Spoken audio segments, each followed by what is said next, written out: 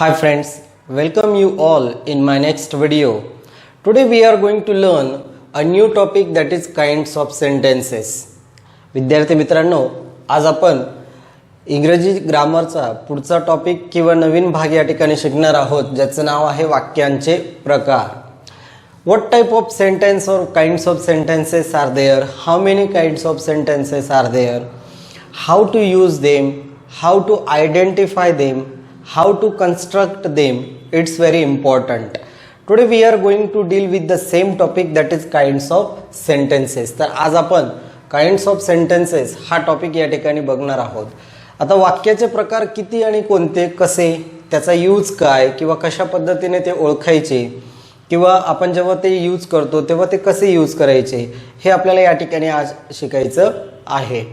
So as I have written over here, there are 4 kinds of sentences. How many kinds are there? 4 kinds of sentences. The very first one is called as assertive sentence. Second one is called as interrogative sentence. Third is called as imperative sentence. And the fourth one is called as exclamatory sentence. Now, assertive sentence means what?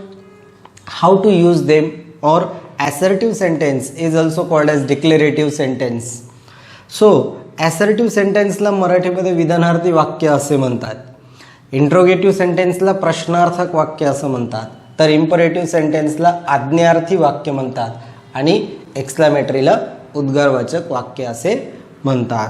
So assertive sentence बघा, what is assertive sentence, interrogative sentence, imperative sentence and exclamatory sentence. So here an example, first example of assertive sentence. Rohit is a good batsman. It is an example of assertive sentence. It is an example of assertive sentence. Second, what are you doing? Are you ready? So these two examples are of interrogative sentence. प्रश्नार्थक वाक्याचे हे दोन example आहेत. पहिले example हे assertive sentence आहे. The third example, come with me, is of imperative sentence.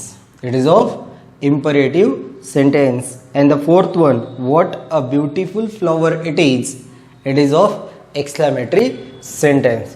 So do you get how many kinds of sentences are there? There are 4 kinds of sentences: assertive, interrogative, imperative and exclamatory. Now we are going to see it one by one and their subtypes also. For example, assertive sentence and its subtypes, then interrogative sentence and its subtypes, then imperative and then exclamatory. We are going to see it one by one. The very first one we are going to see is assertive sentence. See the first one, assertive sentence. It is called as vidhanarthi vakya in Marathi. So what is assertive sentence? It's very simple to identify assertive sentence. A sentence in which simple statement is made is called assertive sentence. See, म्हणजे काय? A simple statement. Assertive sentence is also called as simple statement or statement. Assertive sentence ला statement म्हटलं तरी चालतं, assertive sentence म्हटलं तरी चालतं. पण ज्या सेंटेन्समध्ये एक सिंपल स्टेटमेंट केलेलं असेल, simple statement, nothing is there, तर त्या सेंटेन्सला काय म्हणायचं? assertive sentence. A sentence in which simple statement is made is called assertive sentence. So for example, see the examples. Ramesh plays cricket. बघा, Ramesh plays cricket. Second example is Omkar is my best friend. Third example is Ganesh does not like to play with me. See these 3 examples. You will come to know that the assertive sentence always begins with noun. Assertive sentence always begins with noun or pronoun. Noun or pronoun. Assertive sentence always begins with noun or pronoun. Assertive sentence ची beginning कशाने होते? एक तर noun ने होते, एक ते pronoun ने होते. प्रोनाउन ने कशी होते बघा, he is a boy, Here he is a pronoun. He is a pronoun. Next thing, after noun or pronoun we have to use verb. What we have to use? Verb, subject, verb, and afterwards the remaining part of sentence, or you can say noun or pronoun plus predicate. What is used? Predicate. Predicate मध्ये काय काय येतं मग? Verb plus object और complement और other words. Verb नंतर ऑब्जेक्टच येईल असं नाही, कॉम्प्लिमेंटच येईल असं नाही, अदर वर्ड्स पण येऊ शकतात. फॉर एक्झाम्पल नाउन येऊ शकतं एखादं जे कॉम्प्लिमेंट असेल, ऑब्जेक्ट येऊ शकतं जे नाउन असेल, किंवा ॲडजेक्टिव्ह येऊ शकतं, ॲडवर्ब येऊ शकतं, कुठलाही एखादा वर्ड येऊ शकतो. There are 7 basic patterns that we can follow while constructing sentence. But generally what happens? Generally assertive sentence always begins with noun or pronoun, and afterwards it followed by predicate. It is followed by predicate. assertive sentence मध्ये नेहमी noun किंवा pronoun येतं बिगिनिंगला आणि नंतर predicate येतं. मग predicate मध्ये verb plus object किंवा कॉम्प्लिमेंट असू शकतं, किंवा अदर वर्ड्स पण असू शकतात. Next very important thing is that assertive sentence always ends with full stop. Assertive sentence always ends with full stop. So you can say assertive sentence begins with subject means noun or pronoun, subject means noun or pronoun, and ends with full stop. Assertive sentence begins with subject and ends with full stop. Mind it. लक्षात ठेवा हे की assertive sentence हे नेहमी सब्जेक्टने सुरू होतो आणि फुल स्टॉपने त्याचा एंड होतो. कशाने एंड होतो? फुल स्टॉपने. सो ॲसर्टिव्ह सेंटेन्स मग काय आहे? A sentence in which simple statement is made. Simple statement आहे ना, Ramesh plays cricket, Omkar is my best friend, Ganesh does not like to play with me. So students, as we have seen, assertive sentence means what?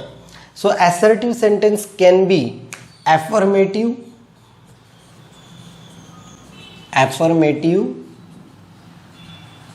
and negative.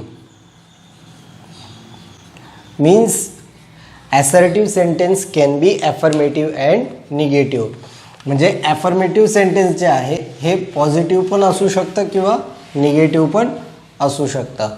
मग affirmative आणि negative म्हणजे काय? तर affirmative means positive statement. Affirmative means positive and negative means negative. आता how to identify positive and negative? How to differentiate between affirmative sentence and negative sentence? म्हणजे affirmative sentence आणि negative sentence मध्ये कसा differentiate करणार किंवा कशा पद्धतीने फरक करणार तुम्ही? तर बघा, आता ह्या ठिकाणी एक सेंटेन्स होतं, रमेश प्लेज क्रिकेट आणि Ganesh does not like to play with me. हे दोन सेंटेन्सेस आहेत, बरोबर आहे. आपण दोन घेऊ, बाकीचे रफ करू म्हणजे तुमच्या लक्षात येईल. बघा, Ramesh plays cricket, Ganesh does not like to play with me. आता हेच सेंटेन्स जर मी खाली पुन्हा लिहिलं, असंच लिहिलं, Ramesh does not play cricket. So you would get the idea that what is affirmative and what is negative. Affirmative statement means, or affirmative sentence means, a sentence that shows positiveness in the sentence or positive idea. ज्या sentence मध्ये positive idea आहे ते काय आहे? affirmative आहे. आणि ज्याच्यामध्ये negative idea आहे ते काय आहे? निगेटिव्ह स्टेटमेंट आहे. मग याच्यामध्ये जर आपल्याला करायचं असेल, डिफरन्स करायचा असेल, तर कसं करणार, की कसं ओळखणार की हे पॉझिटिव्ह आहे की हे निगेटिव्ह? तर यासाठी आपल्याला सगळ्यात पहिले म्हणजे निगेटिव्ह वर्ड्स कोणकोणते आहेत ते सर्व निगेटिव्ह वर्ड्स माहीत पाहिजेत. बघा, आता जर तुम्ही बघा निगेटिव्ह वर्ड्स,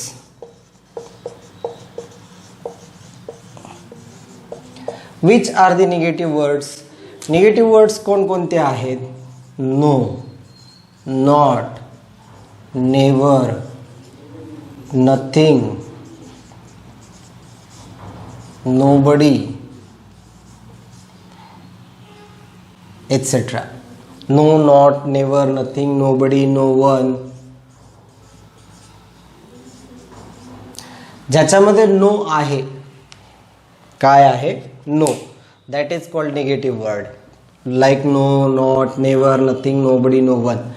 सो ज्या सेंटेन्समध्ये लक्षात घ्या, whenever such words, negative words are used in a sentence, whenever negative words are used in a sentence, it is called as negative sentence. What it is called? Negative sentence. जसं आपण घेतलं होतं example, Ramesh does not like to play. बघा, not आला इथं not आहे का?